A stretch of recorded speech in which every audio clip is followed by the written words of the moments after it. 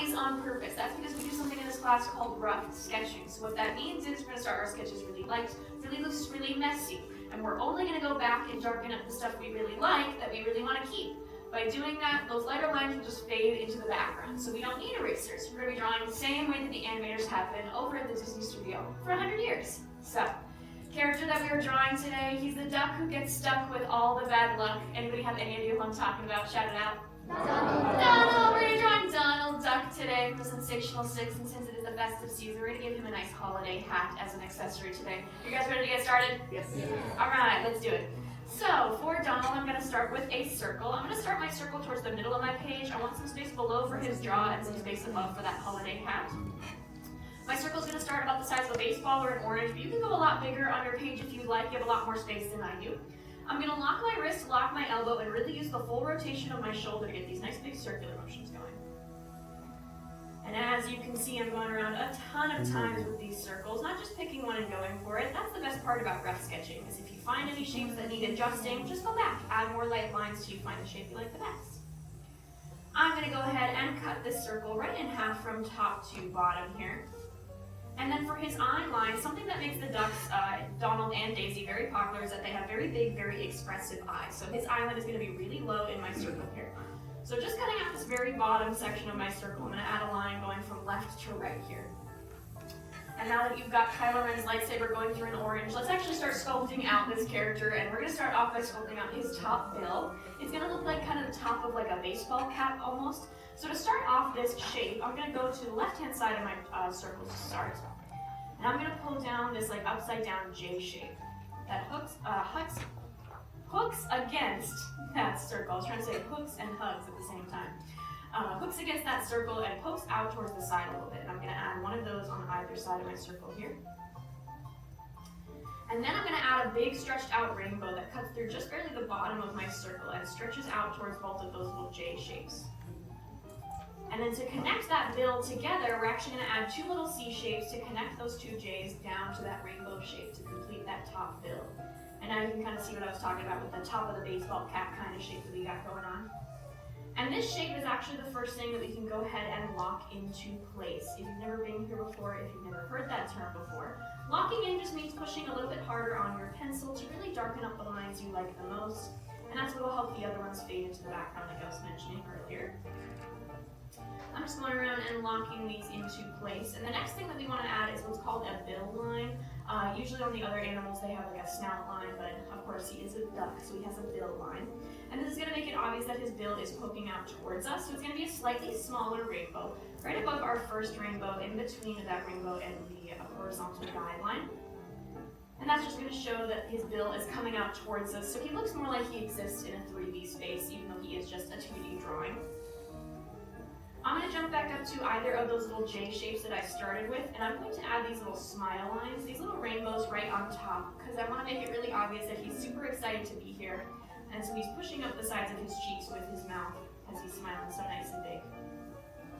And then since he is pushing his cheeks out, we got to see that on the bill. So I'm going to go ahead and add this like upside down U shape that starts at my guideline and hooks around those smile lines and connects down to the bill on either side here.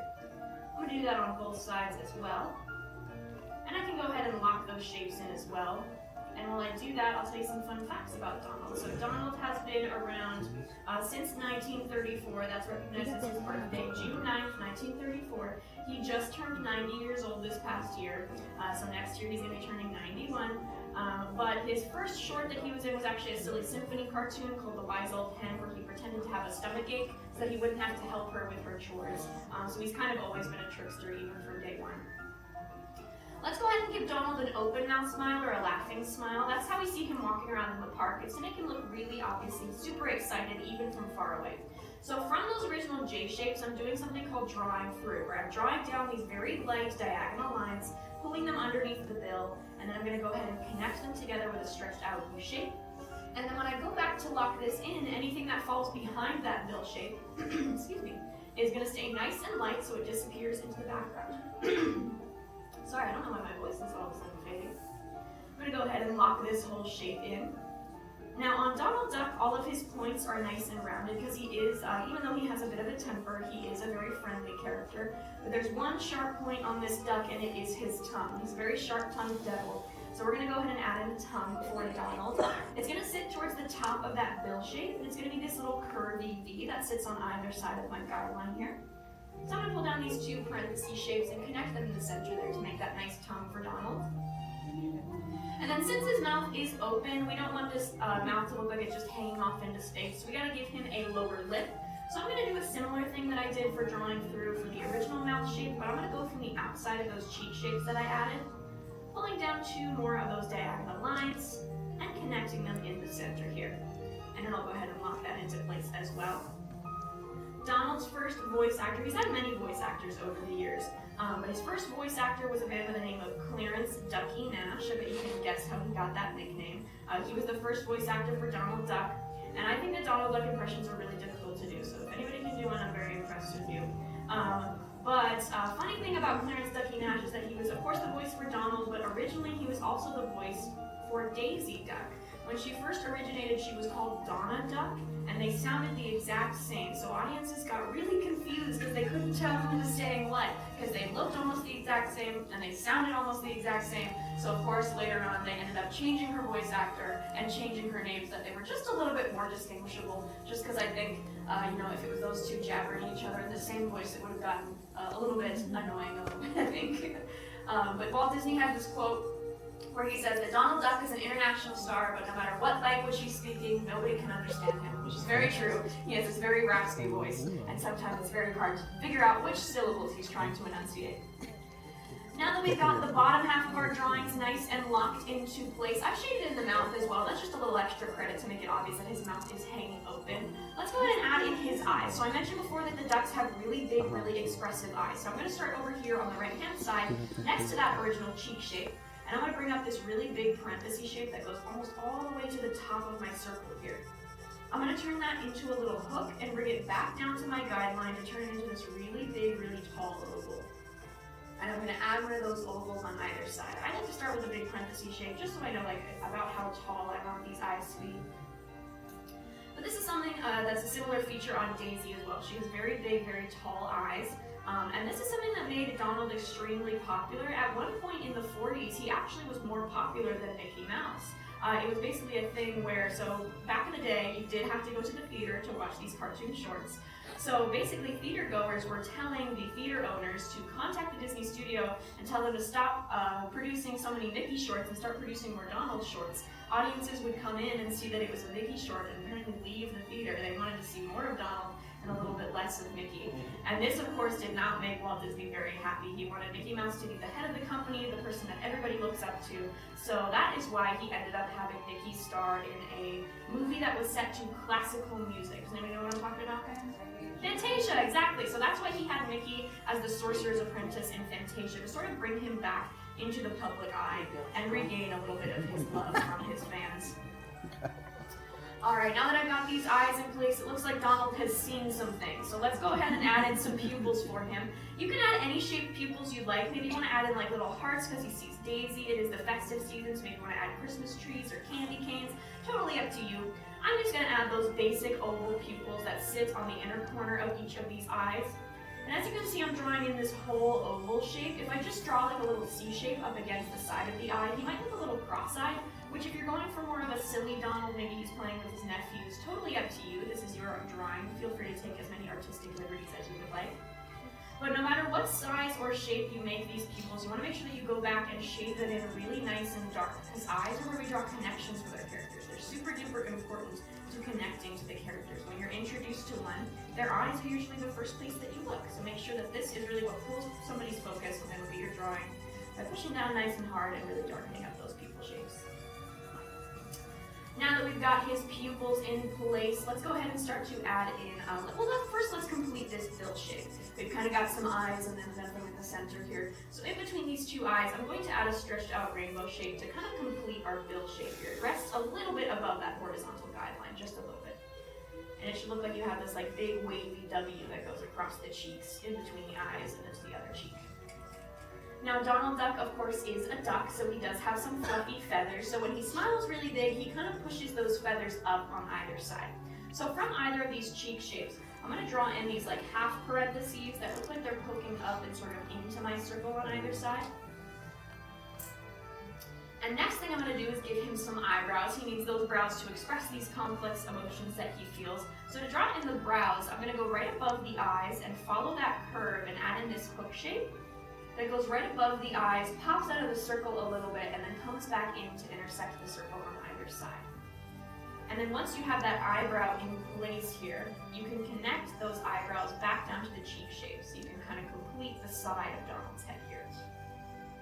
Now Donald, of course, because of his popularity, definitely grew in other media, such as comic books. He actually has a really popular comic book series. To this day, he's still the most popular comic book character who is not a superhero. He's had tons and tons of comics. That's where we got introduced to the nephews and even his Uncle Scrooge. I've got some examples of the comics down here. So this was when the nephews first got introduced to us. Anybody remember their names? Huey, Dewey, and Louie, right? And then we got Uncle Scrooge over here, who is apparently one of the richest cartoon characters in all of history. So, but another thing that was interesting about the comics is that Donald's family really got expanded. He has a really big family tree, and I've actually got a little picture of it right here. You guys ready? It's huge. There you go. That is the entirety of the Duck family. Donald is way up here in the corner next to his twin sister Della Duck, who is the mother of these three twins. Scrooge is over here, and then we've got these like medieval times ducks down here at the very beginning of the duck clan. And then over here we've got the friends of the family with Daisy, her three nieces, and then her grandmother. But yeah, so there's lots of ducks in that family. So if you were interested in learning about the Duck family, definitely check out those comic books. Now that I've completed either side of his face, we gotta give him a little tuft of feathers on top. This is usually something that's pretty common for our like more rascally or mischievous characters, is they have this little tuft of hair that's made up of these three shark fin shapes. So I'm gonna draw in these little kind of rounded out blade of grass or shark fin shapes. He's got one that goes up, off to the side, and one that pokes down towards that eyebrow here. And once I've got that in place, I'll go ahead and lock in the rest of the head in between that little hair tuft and that other eyebrow. And now we've got a pretty good picture of Donald Duck here. So usually the hat that he wears is called a Fauntleroy hat. That's also the kind of suit that he usually wears. It's also his middle name, in case you didn't know. His name is Donald Fauntleroy Duck. But today we're going to be drawing him in a nice festive Christmas hat. So let's go ahead and add in that Santa hat. On either side of his eyebrows here, I'm going to bring up these big stretched out C shapes that stretch up towards the top of my page here. To connect them in the middle, I'm going to go ahead and go right across this little hair tuft and add in this stretched out rainbow that goes right above it. You can go ahead and lock in this shape. This is going to be like the fuzzy hat band of the Santa hat. So if you want to go back and add in some texture, you can totally go in and add some little like blade of grass shapes or shark fin shapes to make it look a little bit fluffier. But I'm just going to leave it as this little boxy shape. Then to draw in the hat, I'm going to start from the left-hand side, a little bit further in on the hat band. I'm going to bring this big hook shape up and over to the right-hand side and bring it down to like about halfway between those eye shapes. And then to connect these two pieces together, I'm just going to go about halfway up the hat band on the right-hand side and connect those two lines together in a nice point. And then to make it look like it's folded over itself, I'm going to add in this little stretched up parenthesis shape, a little bit on the inside, on the right-hand side of that hat band there. You can go ahead and lock this whole shape into place. Now, for most Santa hats, it usually just has that little puff ball on the end, but if you're feeling like you want to add something else, maybe you want to have like a little Christmas tree hanging from there, a little candy cane, you want to switch it up, totally up to you. I'm going to stick with that normal little puff ball, though I'm going to add in a little circle, and then just go ahead and lock that into place. But once you have that hat nice and locked in, that's pretty much it for our drawings of this festive Donald Duck. Anything else you want to add is totally up to you and considered extra credit. But the final mark that any artist truly needs on their page is going to be a signature. So go ahead, find a spot next to your drawing and sign your name nice and big and proud, because you have just drawn your very own portrait of the one, the only, Donald Duck. And with that, how did you do, guys? Okay, I can't tell if that's confident laughter or like nervous. But laughter is probably a good reaction. I think some of the rest of us are like stunned into silence by the beauty of our drawings, right? Like they're just so gorgeous. Well, I'd love to see how they turned out. So on the count of 3, whether you're done or not, let's